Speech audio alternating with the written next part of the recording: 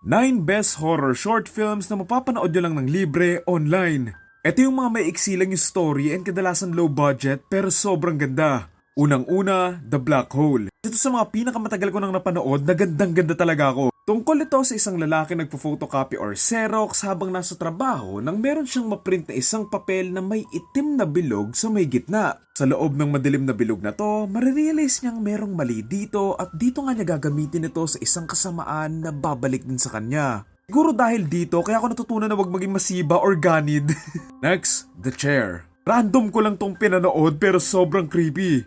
Magsisimula ito sa isang lalaki na mag-uuwi ng isang upuan na nakita niya lang sa may tabi ng kalsada. Sa pag-uwi niya doon sa may upuan ang hindi niya alam, hindi lang pala yung upuan yung mauuwi niya, kundi yung sumpang dala-dala din ito.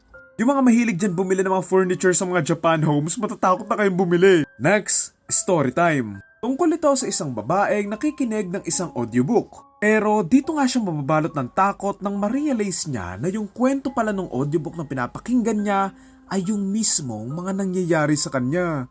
Buti na lang ako binabasa ko yung libro, hindi ko pinapakinggan. Next, Lights Out. Sa sobrang tagal ko nang napanood to, mas nauna ko pang napanood yung short film kaysa doon sa may movie. Magsisimula ito sa isang babae na pabalik na sa may kwarto niya galing CR nang may mapansin siyang isang tao doon sa may hallway pagkapatay niya ng ilaw. So syempre madilim kaya binuksan nga niya yung ilaw pero pagbukas niya ng ilaw nawala naman yung taong nandun sa may hallway pero nung pagkapatay niya bumalik ulit ito.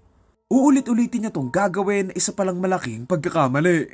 Next, Portrait of God. Sobrang creepy din ito lalo na nung biglang may nag-appear tapos lumingon. Tungkol ito sa isang religious na babae na nagpe-prepare ng isang presentation tungkol sa isang painting tinatawag na Portrait of God. Pero sa pagtingin nga niya doon sa may blankong painting, dito siya may makikita na susubok sa paniniwala niya.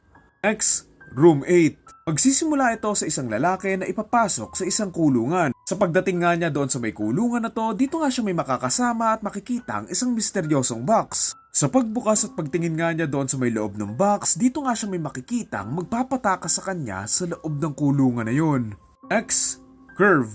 Grabe yung pasma ko dito habang nanonood ako. Tungkol ito sa isang babae na magigising na lang na nasa loob siya ng isang lugar papunta sa isang malalim na lugar. Dahil nga may curve kung nasaan siya, ito nga yung magpapahirap sa kanyang hindi madulas at sa mga susunod na oras, dito niya gagawin lahat para hindi tuluyan na mahulog dito. Second to the last, Next Floor. Direktor lang naman ito yung gumawa ng Dune and magpapaisip to sa inyo. Makikita natin dito ang isang grupo ng mga tao na kain lang ng kain. Mamaya lang sa pagkain nila, dito sila biglang mahuhulog doon sa may sahig, papunta doon sa may baba kung saan itutuloy lang nila ulit yung pagkain nila. Yun nga, magtutuloy at magtutuloy at magtutuloy lang ito at sa bawat floor, kain lang sila ng kain. Pinaka-last, Play Me. Magsisimula ito sa isang babae na magigising na lang sa isang sasakyan. Maya lang, dito siya magugulat ang meron siyang makitang tao doon sa may likod ng sasakyan at isang tape recorder na nagsasabing huwag niyang tatanggalin yung takip sa ulo ng tao sa likod. Ginawan ko na to ng review before so kung gusto niyong panoorin, eto yan. Yun lang. Thank you.